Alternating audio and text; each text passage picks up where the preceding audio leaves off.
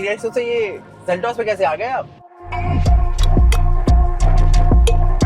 कि आपने किस क्रेडिट कार्ड, आपने इसकी पेमेंट कैसे करी? मेरा पेट्रोल पंप पे भी काफी वेरी करता है कि HP पे मेरा ज्यादा आ रहा है और BPCL पे कम आ रहा है। इंटरेस्टिंग, ये पहली बार। अच्छा, और सेम टाइप का पेट्रोल है? ये किया में एक ही तो इशू था। देखो इन्होंने स्पेस अच्छे से यूटिलाइज करी है। हाँ, मुझे नहीं लगता कि इंटीरियर को इतना अच्छा और गाड़ी दे रही होगी।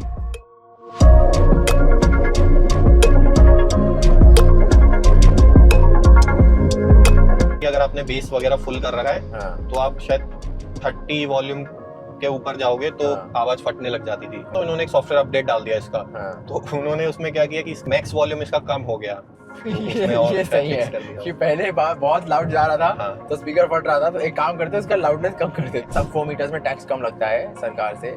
बहुत सारी ऐसी गाड़ियां हैं जो एकदम 3999 mm पे होती हैं कि वो लास्ट mm तक स्क्वीज कर दी है गाड़ी का टैक्स बचाने के लिए, प्राइसिंग बेटर करने के लिए।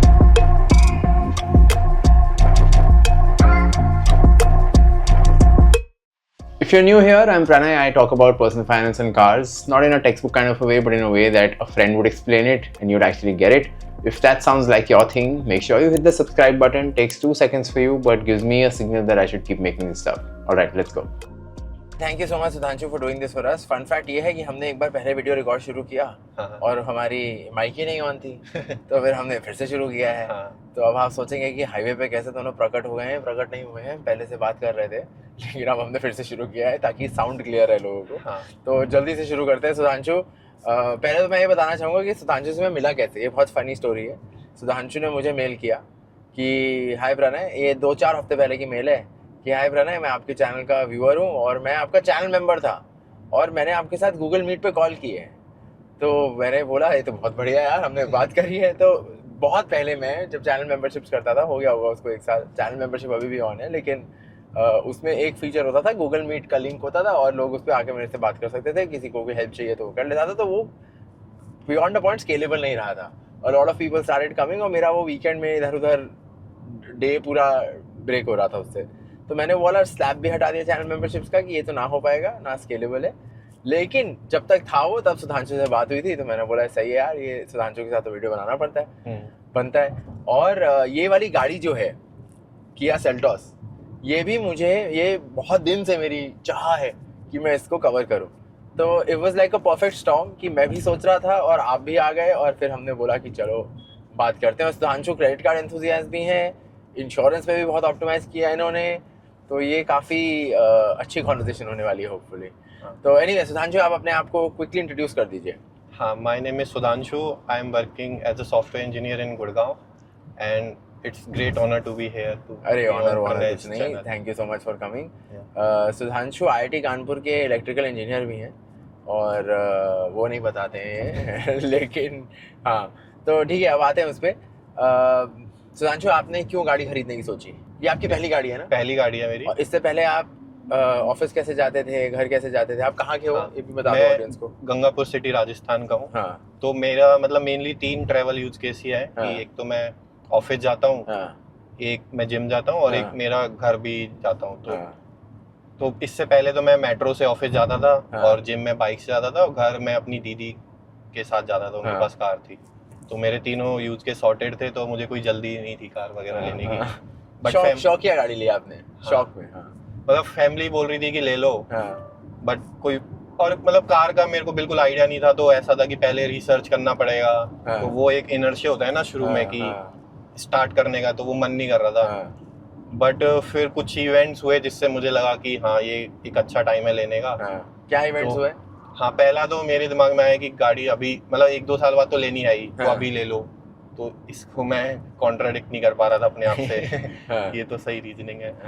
दूसरा, और अभी क्या हुआ? GST कट आए थे ना? हाँ, तो सितंबर 2025 की बात थी, उसमें GST कट आए थे और गाड़ियों पे डिस्काउंट वगैरह भी चल रहे थे। तो मतलब मैंने सोचा ये तो काफी अच्छा टाइम है लेने का।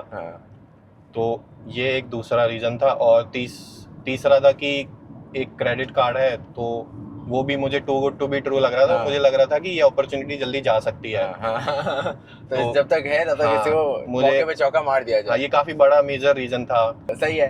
तो अब आप ये बताओ कि आपने डिसाइड, मन तो बना लिया गाड़ी लेनी है। आप क्या ढूंढ रहे थे गाड़ी में और आपने कैसे सोचा कि इस गाड़ी तक कैसे पहुंचे आप? हाँ, शॉर्टलिस्ट जर्नी क्या थी? मतलब मेरा थोड़ा अजीब सा ही पाथ था काफी। तो पहले मैंने एकदम सोचा था कि सब 4 मीटर ही लूंगा, क्योंकि ऐसा लग रहा था कि गाड़ी के मैन्युफैक्चरिंग में ज्यादा पैसे जाने चाहिए इंस्टेड ऑफ टैक्सेस में। तो मैंने डिसाइड कर लिया था कि सब 4 मीटर ही लेनी है, तो मैं वही देख रहा था और बाकी मैंने एकदम ही रूल आउट ही कर दिया था। जिनको नहीं पता है, सब 4 मीटर्स में टैक्स कम लगता है सरकार से, और 4 मीटर के बियॉन्ड गाड़ी जो होती है उस पर ज़्यादा टैक्स लगता है। इसीलिए आप देखेंगे बहुत सारी ऐसी गाड़ियां हैं जो एकदम 3999 mm पे होती हैं, कि वो लास्ट mm तक स्क्वीज कर दी है गाड़ी का टैक्स बचाने के लिए, प्राइसिंग बेटर करने के लिए। तो खैर, सॉरी, कमिंग बैक। तो आपने डिसाइड किया कि आपको सब 4 मीटर से कम की गाड़ी चाहिए, आपको टैक्स नहीं देना है, बहुत टैक्स देना है और टैक्स नहीं देना है। हाँ, मतलब एकदम ही क्लियर था, बिल्कुल मैं देख ही नहीं रहा था कुछ और। तो फिर बहुत सारा ऐसे देखने के बाद मतलब सब कुछ सही, एकदम 3XO ही एक सही ऑप्शन लग रहा था मुझे। तो मैंने टेस्ट ड्राइव ली 3XO की और काइलैक की। तो काइलैक काफी ड्राइविंग तो बहुत ही क्रेजी था उसका, बट उसमें सीट्स मेरे लिए छोटे पड़ रहे थे। हाइट क्या है? मेरी 5'11" है। 5'11" है, ठीक है। तो बट उसका सीट्स मतलब विड्थ मुझे उतना पसंद नहीं आया, थोड़ा कंजेस्टेड लग रहा था, तो वो रूल आउट हो गया था और थोड़ा छोटी भी लग रही थी।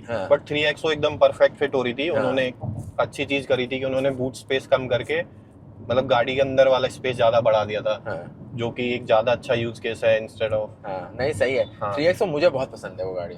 मैंने जब पहली बार चलाई थी और पहली बार एक्सपीरियंस की थी, और चैनल पे एक वीडियो भी है भाई, मुझे तो बहुत सही लगती है 3XO। मतलब पता नहीं क्यों नहीं इतनी बिकती है, बट काफी सही पैकेज है वो गाड़ी।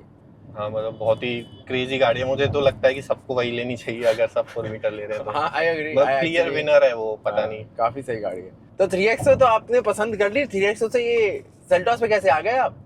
3XO मैंने शायद दिसंबर वगैरह में बुक करी थी, अर्ली दिसंबर में। फिर मेरे पैर में फ्रैक्चर वगैरह हो गया था, तो मैं घर चला गया था। मेरे पास काफी टाइम था रिसर्च वगैरह करने का। तो एक दिन मैं अपने फ्रेंड से ही बात कर रहा था, वो काफी कार एंथुसियास्ट है, तो उसने रिकमेंड किया। उसने शायद रिसेंटली क्रेटा ड्राइव करी थी, तो उसने बोला था कि ये तो बहुत ही मतलब काफी अच्छी फैमिली कार है और ड्राइविंग एक्सपीरियंस बहुत अच्छा है। तो फिर मैंने, बट मेरा एक और था कि इसमें सेफ्टी वगैरह इश्यूज है क्रेटा में, तो मैंने उस कंसीडर नहीं किया। बट फिर मैं देखा कि सेल्टॉस का एक नया A3 प्लेटफॉर्म पे आई है सेल्टॉस, न्यू वाली सेल्टॉस, और उन्होंने इसका लेंथ भी काफी बढ़ा दी है पुरानी वाली के कंपैरिजन में। तो ये दो एक मेजर फैक्टर थे।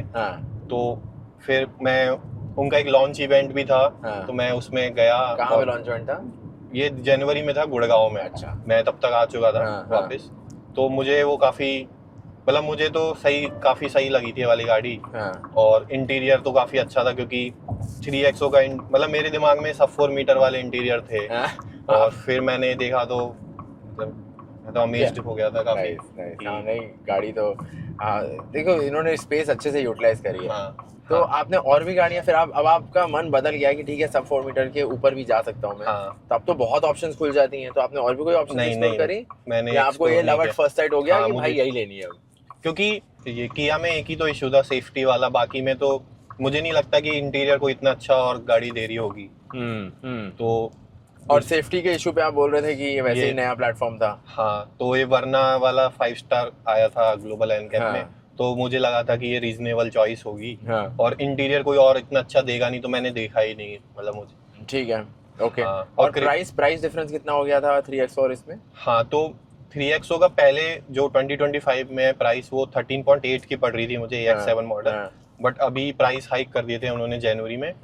तो वो अराउंड 15 तक जा रहा था। और ये वाला मुझे 18 समथिंग पड़ रहा था। तो मतलब मुझे तो बेटर चॉइस लग रही थी ये। Got it. तो वो भी एक रीजन था कि आप 3XO से इस पे क्यों आए, क्योंकि उसका प्राइस बढ़ गया था। अगर शायद वो 3XO का प्राइस नहीं बढ़ाते तो शायद ले लेता, बट मतलब मुझे तो लगता है सही किया उन्होंने कि मैंने वाली ले ली। सही है। चलो अब इस पे आते हैं, एक एक करके चलते हैं। पहले आप बताओ, इस पे वेटिंग कितनी थी? वेटिंग तो जैसे 5th को इसका लॉन्च था इवेंट, और 11 से इसकी डिलीवरी स्टार्ट थी। ठीक है, तो उन्होंने मेरे को बोला था कि 1 मंथ टाइप होता है वेटिंग, बट 2 वीक्स टाइप में आ जाएगी। ऐसा। तो आपने लॉन्च पे बुक कर दी थी? मैंने 5 तारीख को लॉन्च पे बुक कर दी थी। और 11 से डिलीवरी स्टार्ट थी, तो उन्होंने 20 जनवरी को बोला कि गाड़ी अलॉट हो गई है, और 29th को गाड़ी आ गई थी। और मैंने डिलीवरी 1 फेब को ली। नहीं, तो ज्यादा लंबा वेट नहीं लगा। हाँ, वेट तो नहीं था, कंसीडरिंग एकदम ब्रांड न्यू गाड़ी है। हाँ, मतलब सही था, बट उस बीच में काफी वीडियोस वगैरह देखे मैंने। लेकिन पता है एक चीज है कि मैं क्या करता हूँ, मैं वेट करता हूँ गाड़ी की थोड़ी पुरानी हो जाए। जब जैसे आपके जैसे लोग हैं वो 6,000 किलोमीटर चला चुके हैं, और अब वो अभी तो आपका बहुत एक्सपीरियंस हम कवर करेंगे, लेकिन वो तभी मेरे चैनल पे लेट आती है गाड़ियाँ। कि ओनरशिप आ जाए, थोड़ी सर्विस हो जाए, पता लग जाए कैसा है, तब करेंगे।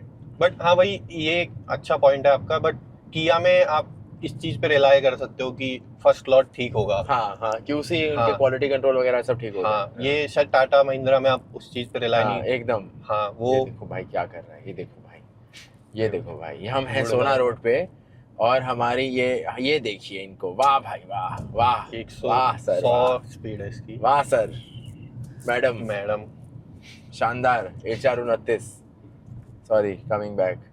कोई डिस्काउंट्स मिले आपको? नहीं, उस टाइम पे तो कोई डिस्काउंट नहीं था। क्योंकि एकदम ही ब्रांड न्यू गाड़ी है, 0 डिस्काउंट था। और मुझे तो लगा था कि ये लोग प्राइस बढ़ाएंगे ही, कि बाकी लोग भी बोल रहे थे कि इन्होंने पुरानी वाली सेल्टोस का ही एग्जैक्ट प्राइस कॉपी किया है, और इन्होंने लेंथ बढ़ा दी है, फीचर ज्यादा दे दिए हैं, फिर भी प्राइस सेम रखा है। तो बढ़ाएंगे ये तो बढ़ा दिया अभी 2% बढ़ा दिया इन्होंने। ठीक है, तो अच्छा डिसीजन रहा आपका। आपने कौन सा मॉडल लिया ये, और कैसे डिसाइड किया कौन सा मॉडल लेना है? हाँ, मतलब ये तो मैं श्योर था कि कौन सा लेना है, कि ये कैसे डिसाइड करना है। तो V3 कार्स का एक वो आता है, वीडियो आता है हमेशा। वो हर मॉडल का बनाते हैं, और उसको एक परसेंटेज देते हैं, VFM। तो पहले मैंने डिसाइड कर लिया था कि ये मेरे को चाहिए, और इस पे जो भी VFM में हाईएस्ट परसेंटेज होगा वो ले लूंगा मैं। VFM मतलब वैल्यू फॉर मनी। तो फिर ये ST के ऑप्शनल था उसमें, मोस्ट VFM। तो क्या आपने किस क्रेडिट कार्ड, आपने इसकी पेमेंट कैसे करी? चलो पेमेंट के बारे में समझाओ हमें। मैंने क्रेडिट कार्ड के लिए अप्लाई कर दिया था दिसंबर 2025 में। क्योंकि मुझे पेमेंट करना था, मैंने 3XO पहले बुक की हुई थी। तो मैंने अप्लाई पहले किया था मैग्नस 4 बर्गंडी के लिए। तो हाँ, मतलब सारा पेमेंट मैंने उसी से किया था, और इसका जो MDR चार्जेस थे वो पहले 2% बोला था, तो पहली बार में 1.5 पे मान गए थे। और मतलब मेरी नेगोशिएशन उतना अच्छा तो है नहीं, तो मैंने कहा कि ठीक है 1.5, बट वो शायद 1 कर देते। बट ठीक है। तो आपने पूरी पेमेंट उस पे करी है? हाँ, पूरी उसी पे करी थी मैंने। आपने लोन नहीं लिया इस पे? लोन नहीं लिया। और आपने ऐसा नहीं सोचा कि अगर आप लोन ले लेते और उस पैसे को कहीं और इन्वेस्ट कर देते मार्केट्स में, तो आप थोड़ा ज्यादा कमा लेते? मतलब वो बात ट्रू है, बट अभी तो मुझे ऐसा लग रहा है जो मैंने पैसा इन्वेस्ट किया है वो नेगेटिव ही है। तो सही डिसीजन ही था शायद। अगर मैं उस टाइम पे वो पैसे डालता तो मुझे नहीं लगता वो ग्रो भी होते, वो उतने पे ही रहते। अभी जो मार्केट की करंट सिचुएशन है, वो तो है, पिछले 1-2 साल से तो कुछ नहीं हुआ है। मतलब बोलते हैं कि 12% आता है, बट रिलायबल नहीं है वो। और मतलब इसका ज्यादा अट्रैक्टिव था काफी मैग्नस का। तो आप चलो मैग्नस का बता दो ऑडियंस को, कितने पॉइंट्स आपने कमाए, कितने आपने स्वाइप किए मैग्नस पे, और कितने पैसे कमाए, कितने पॉइंट्स कमाए? तो मेरी 15 लाख की लिमिट थी मैग्नस पे, बट कार थी 18.4 का मुझे स्वाइप करना था। और लकीली मेरी गाड़ी 29th को आई थी। तो मैंने अराउंड 14.5 29th को स्वाइप किया, और बाकी 4 लाख मैंने 1 फेब को स्वाइप किया। अच्छा।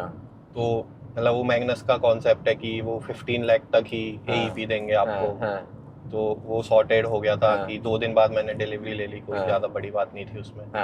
और आपको पॉइंट्स कितने मिले?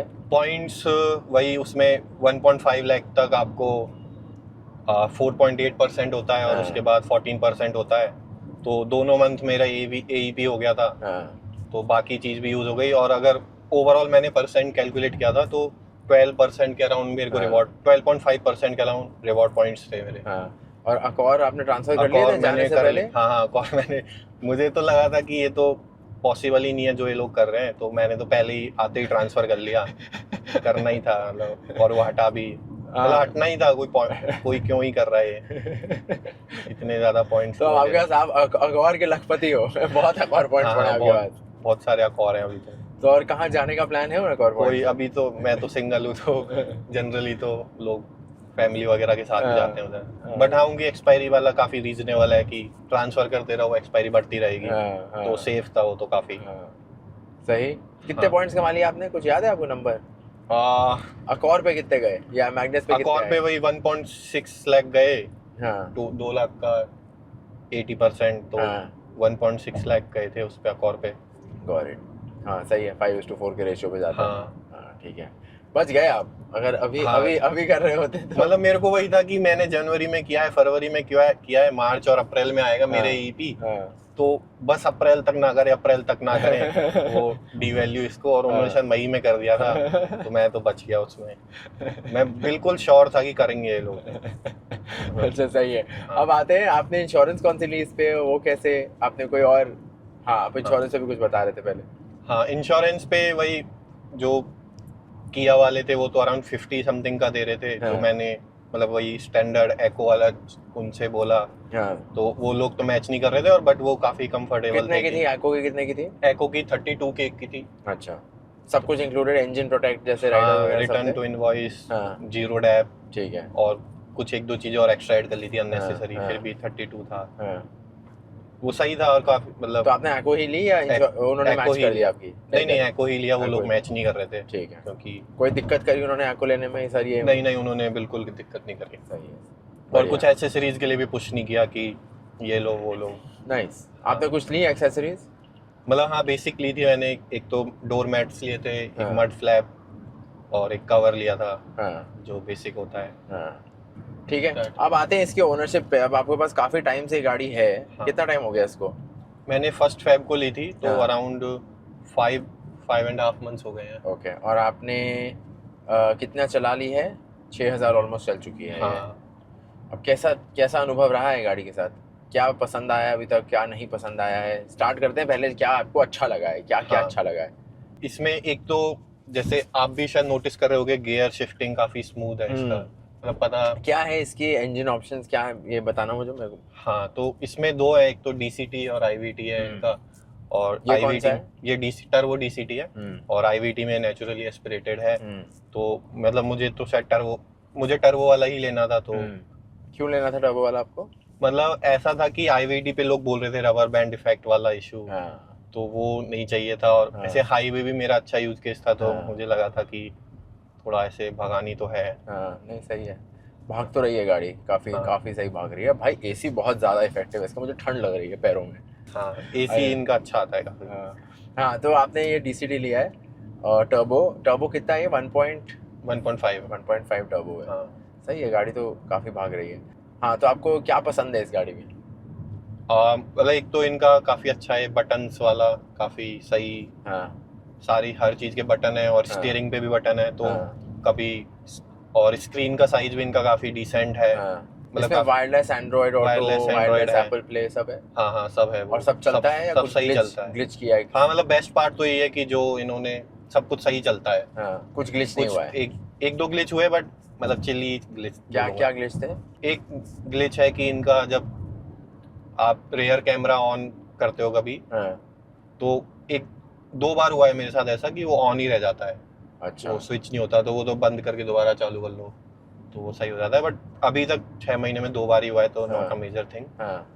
और एक ग्लिच इनका स्पीकर वाला था, वो सॉफ्टवेयर इशू था। तो पहले ऐसा था कि अगर आपने बेस वगैरह फुल कर रखा है, तो आप शायद 30 वॉल्यूम के ऊपर जाओगे तो आवाज फटने लग जाती थी। अच्छा, तो बट फिर ये सॉफ्टवेयर इशू था, तो इन्होंने एक सॉफ्टवेयर अपडेट डाल दिया इसका। तो उन्होंने उसमें क्या किया कि इसका मैक्स, पता नहीं मतलब, बट मैक्स वॉल्यूम इसका कम हो गया। अच्छा, अब उतना जा ही नहीं सकते ताकि स्पीकर फटे ना। तो मतलब मैं श्योर नहीं उन्होंने क्या चेंज किया, बट अब उतनी हाई वॉल्यूम तो नहीं आती, बट डिसेंट है। बट शायद इन्होंने एक और नया सॉफ्टवेयर अपडेट डाला है, मैंने अभी कराया नहीं है वो। तो उसमें और ये सही है कि पहले बहुत लाउड जा रहा था, तो स्पीकर फट रहा था, तो एक काम करते उसका लाउडनेस कम कर देते। ये मेरा ओपिनियन है कि उसकी लाउडनेस कम हो गई थी, तो उन्होंने कुछ तो थोड़ा बहुत तो चेंज किया होगा। बट सही है। बट स्पीकर से आप संतुष्ट हो? अच्छे हैं म्यूजिक? हाँ, डिसेंट है, मतलब सही थे। कोई गाना लगाओ ना। गाना लगा देता हूँ, लगा ही हुआ है इनफैक्ट, आप बस वॉल्यूम बढ़ा दो। आई थिंक कुछ म्यूजिक बज रही थी।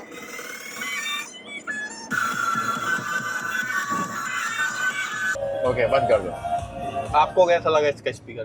ओके है, मतलब अपग्रेड किया जा सकता है ये, अगर आप चाहो तो। नहीं, मुझे करना तो है, बट वही वारंटी वाला इशू लगता है। हाँ, ओके है speaker. I feel like top में इन्होंने अच्छे स्पीकर दिए होंगे। ये ओके लगा मुझे। सर्विस कॉस्ट वगैरह मतलब अभी तो वही 1000 किलोमीटर वाली जो सर्विस थी वही कराई है, तो वो फ्री उसमें तो फ्री होता है। अभी 10,000 वाली कराई नहीं है मैंने। ठीक है। और माइलेज क्या दे रही है? माइलेज मतलब काफी वेरी करता है, पेट्रोल पंप पे भी, एसी पे भी, हाईवे पे भी। तो हाईवे पे अराउंड 15 का देती है ये माइलेज। और मतलब ये मैं क्रूज वगैरह नहीं करता, 120 पे लिमिट होती है, तो आप 120 पे रखते हो? हाँ। तो उस पे 15 का आ जाता है माइलेज। ठीक है। और सिटी में एसी से काफी वेरी करता है, मैंने नोटिस करा है। अगर आपका एसी फुल पर है तो ये काफी गिर जाता है, 6-7 आता है। बट अगर एसी नॉर्मल है तो 8-9-10 पे आता है। और ये E20 वगैरह से आपने कुछ नोटिस किया है? कोई E20 से माइलेज? सब E20 मतलब आप कौन सा फ्यूल डलवाते हो इसमें? E20 ही डलवाता हूँ। XP100 तो नहीं डलवा रहे होगे? XP100 अभी नहीं डलवा रहा, बट मैं सोच रहा हूँ डलवाता हूँ, फिर कंपेयर करूंगा कि पर रुपी किस में ज्यादा आ रहा है। आई वुड अज्यूम कि इतना तो नहीं बढ़ेगी वो माइलेज, 60% माइलेज तो नहीं बढ़ जाएगी। नहीं बढ़ेगी, बट आपका इंजन भी तो प्रोटेक्ट होगा। मतलब वही कंपेयर करना पड़ेगा कि क्या वर्थ इट है वो डलवाना। मुझे लगता नहीं E20 से इंजन में इतना कुछ डैमेज आ रहा होगा, क्योंकि ये गाड़ियाँ E20 कंप्लाइंट हैं। तो जो भी पार्ट्स इनको लगाने थे E20 के मॉइस्चर से बचने के लिए, आई थिंक वो सब इसमें लगा के आ ही रहे हैं। ये हो सकता है। तो मुझे लगता नहीं इतना कुछ डिफरेंस आएगा। हाँ, मतलब जो भी इश्यूज आ रहे हैं अभी तो पुरानी गाड़ियों में आ रहे हैं, नई गाड़ी में नहीं। तो अभी ऐसा लग रहा है कि हर गाड़ी में आ रहा है। वो थोड़ा सोशल मीडिया पे हाइप ज्यादा हो गई है, पॉलिटिसाइज ज्यादा हो गया है ये इशू। बट जो नई गाड़ियां हैं, इनफैक्ट ये मैं इसलिए कवर कर रहा हूँ क्योंकि मुझे कमेंट्स आते हैं आपकी क्या राय है E20 पे। मेरी ये राय है कि 2023 के बाद से जितनी भी गाड़ियां मैन्युफैक्चर हुई हैं सब E20 कंप्लायंट है, क्योंकि गवर्नमेंट ने एक सर्कुलर निकाला था तब। तो आपकी मोस्टली ये सब जो 2025 में ली गई हैं या 2026 में ले रहे हैं, वो सब E20 कंप्लायंट हैं, क्योंकि वो सर्कुलर है गवर्नमेंट का। लोगों का ये डर है कि अब वो E30 हो जाएगा, E85 हो जाएगा, ये यार वो तो फिर फ्यूचर स्पेकुलेशन है, उस पर कोई क्या कह सकता है। तो मतलब आप EV ले लो और बैठ जाओ, और क्या मतलब। लेकिन E20 के लिए तो ठीक है, ऐसा कुछ इशू मुझे नहीं दिखता। मेरी दोनों गाड़ियाँ E20 कंप्लायंट हैं, मुझे कोई इशू नहीं आ रहा उन दोनों गाड़ियों में। इतने लोगों से मैं बात करता हूँ, किसी को कोई ऐसा इशू नहीं आ रहा है E20 में। बट ओके, कमिंग बैक, तो और क्या पसंद है आपको इस गाड़ी में? स्पेस वगैरह कैसी है? स्पेस काफी अच्छा है आपको। Boot space, back seat space तो बहुत ही ज्यादा अच्छा है। हाँ, रियर में भी अच्छा है, फ्रंट बूट स्पेस सब अच्छा है। रियर आप फ्रंट को पीछे रख लोगे फिर भी काफी स्पेस है रियर में। नहीं, स्पेस तो अच्छी है। सपोर्ट भी अच्छा है, ड्राइवर सीट भी काफी कंफर्टेबल है। मुझे बहुत मजा आ रहा है गाड़ी चलाने में। और हमें तो दिखा रही है 18 का माइलेज अभी है। ये देख रहे हो 18.3। ये तो पता नहीं मैंने पहली बार देखा। मेरे पैरों का कमाल है, मेरे पंजों का। मैंने वैसे कल इस पे XP95 डलवाया था, तो मतलब वो E20 ही है, बट हो सकता है पता नहीं। आई थिंक इसलिए भी हो रहा है क्योंकि हम हाईवे पे चल रहे हैं। हाँ, और मैं एक्सपीरियंस्ड भी, और आपने स्पीड भी, और मैंने फालतू में उसको ज्यादा समझ गया मैं, वो भगाया नहीं है ना। तो मतलब नॉर्मल 70-80 की स्पीड पे क्रूज कर रही हो तब से। तो इसलिए 18.2 18.3 का माइलेज दिखा रहा है, बहुत ही वही। अगर मुझे भी लगता है कि अगर मैं हाईवे पे जैसे 120 नहीं लेके जाऊँ, 90 तक रखूँ तो इतना आ जाएगा। और मेरा जैसे अभी आप देखोगे तो 10.6 है इसका एवरेज, जो इसमें दिखाता है 6 ओवरऑल 10.6। शहर में आपको कितना दे रही है? आपने बोला था कि एसी के साथ 7 का देती है। एसी के साथ, हाँ, अगर फुल एसी है तो 7 हो जाता है। और वरना 8, 9, 10 पे वेरी करता है डिपेंडिंग ऑन ट्रैफिक। ठीक है। और बट मेरा पेट्रोल पंप पे भी काफी वेरी करता है कि HP पे मेरा ज्यादा आ रहा है और BPCL पे कम आ रहा है। इंटरेस्टिंग। ये पहली बार। अच्छा, सेम टाइप का पेट्रोल है? सेम टाइप का। ये तो नहीं आप एक पे स्पीड डलवा रहे हो और एक पे नॉर्मल डलवा रहे हो? नहीं, BPCL में मेरा 8 वगैरह आ रहा था, 8, 7 और 8, और इसमें HP में 8 और 9 आ रहा था मेरा। तो मैं अभी HP ही प्रेफर करूंगा। ठीक है। और क्या अब आते हैं कॉन्स क्या है इसमें? क्या पसंद नहीं है आपको इस गाड़ी के बारे में? हाँ, मतलब कॉन्स की लिस्ट, मतलब लिस्ट निकाल लो। आप लिख के आए हो तो लिख के आए हो। अब बढ़िया है। कुछ मिस नहीं होना चाहिए। हाँ, मतलब मुझे लगता है कि कॉन्स बनाना ज्यादा बेनिफिशियल है किसी को इंस्टेड ऑफ प्रोज। क्योंकि प्रोज में मेन तो यही होता है कि जो आपको कंपनी ने कमिट किया है वो काम कर रहा है। अगर वो कर रहा है तो वो सबसे मेजर प्रो है। जब तक आप कॉन्स निकाल रहे हो मैं अपने ओपिनियन शेयर कर सकता हूँ। मुझे भी बहुत पसंद है गाड़ी का इंटीरियर, फिट एंड फिनिश, बहुत ही क्लीन, सिंपल, टैक्टाइल, काफ़ी अच्छे लेदर फिनिश है हर जगह। ये तो प्लास्टिक है वैसे, बट ठीक है, अच्छे हैं। It's overall very comforting, very soothing cabin. बताओ कौन बताओ आप।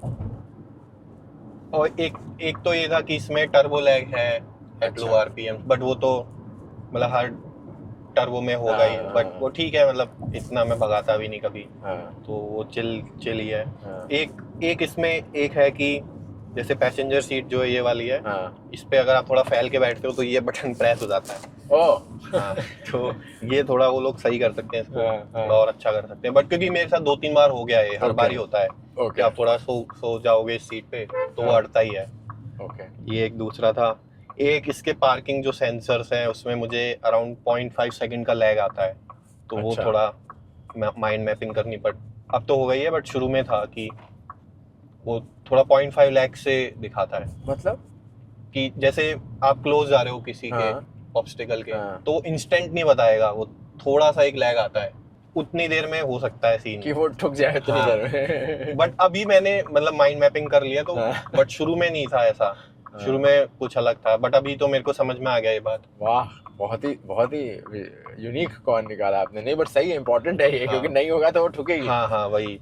फिर और इसका रेयर एसी मुझे उतना स्ट्रॉन्ग नहीं लगा, क्योंकि इसमें चैलेंज ये आता है कि जो फैन का स्पीड है वो इधर वाला ही ट्रांसफर होता है पीछे, वो शायद आगे से ही कुछ आउटलेट्स हैं वही पीछे जाता है, तो अगर आपने ये इसका लैग वाला ऑन कर रखा है तो ये फ्रंट वाली स्पीड फैन की कम हो जाती है काफी, तो फिर वो पीछे भी कम हो जाती है, तो आपको एक तो ये लैग वाला हटाना पड़ेगा अगर कोई पीछे लोग हैं, और एसी भी थोड़ा हाई स्पीड पे रखना पड़ेगा, बट उसमें चैलेंज ये आ जाता है कि फिर सामने वाले को ठंड लगने लग जाती है। बट फिर उसमें भी कर सकते हो आप, इसको बंद कर सकते हो, तो रेयर एसी मैं बोलूंगा कि उतना स्ट्रॉन्ग तो नहीं है। तो रेयर एसी में आपको इश्यूज आ रहे हैं?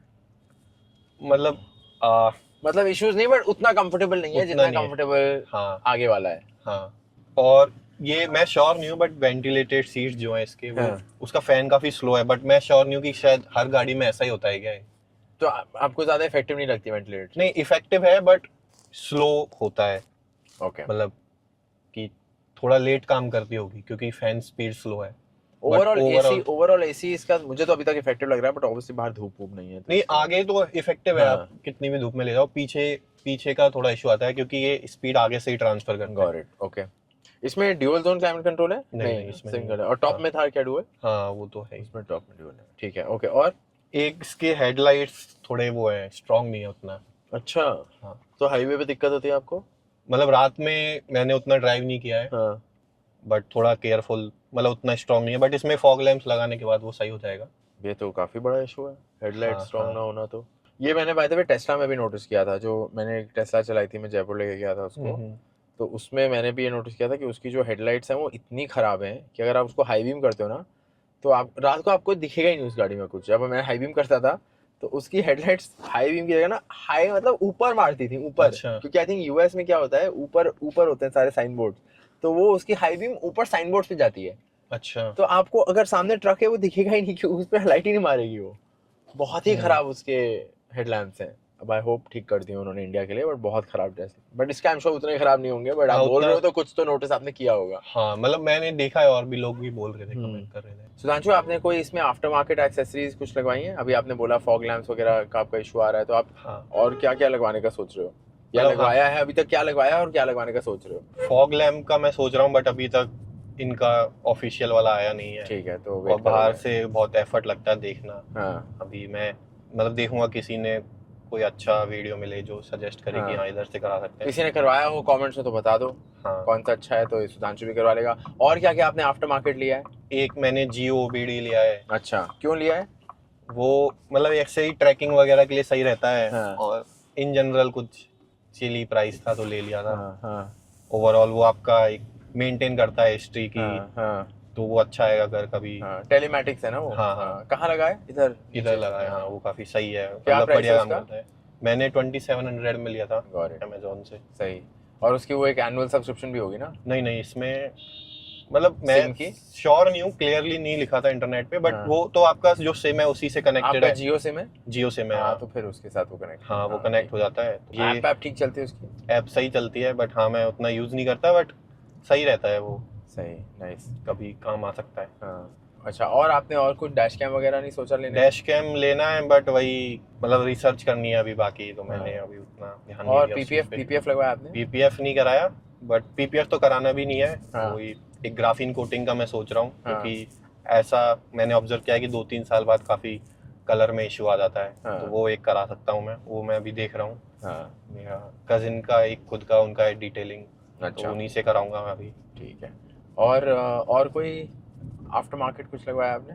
आफ्टर मार्केट और कुछ नहीं करा। एक मैंने ये फास्ट टैग लिया था, तो मेरा हाईवे यूज केस है। तो एक राजमार्ग यात्रा है, तो वो अराउंड 3000 का 1 ईयर का सब्सक्रिप्शन है उसमें, तो वो सही रहता है। नहीं वो सही है, क्योंकि आप तो हाईवे पे जाते भी रहते हो। तो आपका एक बारी में कितना? एक बार में 900 पड़ता है, तो आपका तो बहुत ही सही हो गया। आप मुझे बता रहे थे कि आपने इंश्योरेंस क्लेम भी ले ली है आइको के साथ। तो थोड़ा उसके बारे में बताइए, कैसा रहा एक्सपीरियंस? क्यों ली, पहले बताइए क्यों लिया आपने इंश्योरेंस क्लेम? क्या गाड़ी ठुक गई थी कहीं, क्या हुआ था? ये मैंने अपने घर पे नहीं बताया है, बट अब पता चल जाएगा। तो ऐसा था कि मैं जहाँ पे रहता हूँ उधर नीचे डॉग्स वगैरह थे। फर्स्ट वीक ऑफ परचेज में ही बॉनेट पे स्क्रैच वगैरह कर दिए थे, और शार्क फिन कैंटीना पे भी थोड़ा निशान वगैरह आ गए थे। बट ठीक है, वो सही से काम कर रहा था। तो मैंने तब तो नहीं लिया था इंश्योरेंस, बट एक दिन ऐसा हुआ था ऑफिस पार्किंग में मैं थोड़ा रॉन्ग टर्न ले लिया था। अच्छा। वो जो स्पाइरल वाला पाथ होता है, तो मैं मतलब अपोजिट वाली डायरेक्शन में चला गया। तो फिर मैं उधर से तो वापस ले आया, बट फिर मैंने पीछे एक पिलर था उसमें ठोक दी थी। तो फिर वो लेना ही था। तो क्या नुकसान हुआ था उसमें? लाइट वाइट टूट गई थी? लाइट नहीं टूटी थी, थोड़ा सा माइनर स्क्रैच आए थे, बट फिर वो लोग, अगर आप लेके जाते हो सर्विस सेंटर पे, तो वो लोग पूरा ही रिप्लेस करते हैं। उन्होंने लाइट पे एक छोटा सा था वो भी रिप्लेस कर दिया। फिर उसके अगले दिन ही साइड में भी एक छोटी सी लाइट साइड में निकली हुई थी, मैंने उस पर बढ़ा दी थी। तो मेरे 3 क्लेम हो गए थे। फिर मैंने सोचा एक साथ ही ले लेता हूँ। लेकिन वो अलाउ कर दिया उन्होंने एक साथ? क्योंकि वो अलग अलग टाइम पे जब 3 होते हैं तो यूजुअली वो बोलते हैं हम एक ही पे करेंगे।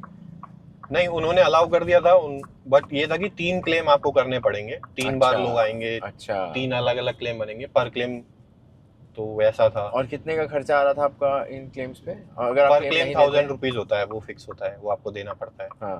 तो 3000 रुपीज था, बाकी तो इंश्योरेंस कंपनी ने दिया था। अच्छा, और कितना खर्चा था इंश्योरेंस से? कितना आपका खर्चा? अगर इंश्योरेंस वाला तो उनका तो 45,000 शायद पड़ा होगा। 45,000 का बिल था? हाँ, वो लोग पूरा ही रिप्लेस करते हैं। पूरे हेडलाइट बम्पर में थोड़ा सा इसके वजह पूरा रेयर बम्पर उन्होंने रिप्लेस कर दिया था। वो ऐसा ही होता है उधर। अच्छा, काफी बड़ा खर्चा, मतलब।